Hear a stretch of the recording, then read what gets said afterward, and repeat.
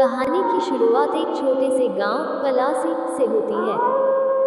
ये गांव अपने शांत वातावरण और घने जंगलों के लिए जाना जाता है। लेकिन गांव के लोग एक अजीब और डरावने अनुभव से सहमे हुए हैं।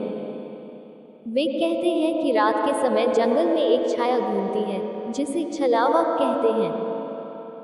यह कोई आम छाया नहीं है, बल्कि एक भूतिया आत्मा है, जो लोगों को गुमराह करके जंगल में खींच ले जाती है।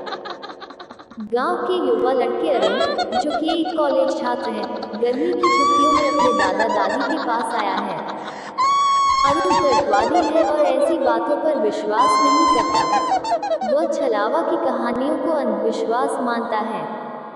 लेकिन उसकी सोच तब बदलती है जब गांव की एक लड़की राधा अचानक गायब हो जाती है। राधा आखिरी बार रात में जंगल की तरफ जाते हुए देखी गई थी। गांव वाले कहते हैं कि उसे छलावा ने खींच लिया है। अरुण इसे सुझाने का फैसला करता है और अपने दो दोस्तों समीर और मोहन के साथ जंगल में जाता है। जंगल का डरावना अनुभव। जंगल में घुसते ही अरुण और उसके दोस्तों को अजीब आवाजें सुनाई देती हैं। हवा में अजीब सी ठंडक और सरसराहट महसूस होती है। अचानक उन्हें एक महिला की धुंधली आकृति दिखाई देती है। वह उन्हें इशारों से बुलाती है।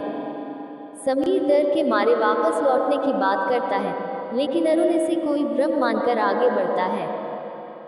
जैसे जैसे वे गहराई में जाते हैं, चीजें और डरावनी होती जाती हैं। पेड़ों की परछाइयां अजीब आकृतियां बनाती हैं। एक जगह पर उन्हें राधा की चूड़ियां मिलती हैं। मोहन घबरा जाता है और कहता है कि यह जगह अभिशप्त है। लेकिन अरुण इस रहस्य को सुझाने की ठान चुका है। छलावा का रहस्य। आखिरकार वे एक पुरानी झोपड़ी के पास पहुंचते हैं। वहां उन्हें एक बूढ़ी औरत मिलती है, जो खुद को मालिनी कहती है। वह कहती है कि यह जंगल छलावा का घर है, जो किसी समय एक औरत थी। गांव वालों ने उसे डायन समझकर जिंदा जला दिया था। उसकी आत्मा बदला लेने के लिए इस जंगल में भटकती है और लोगों को अपनी ओर खींचती है। मालिनी बताती है कि छलावा अपने शिकार को भ्रमित करता है। वह उन्हें उनकी सबसे गहरी इच्छाओं या डर का आभास कराकर फंसाता है।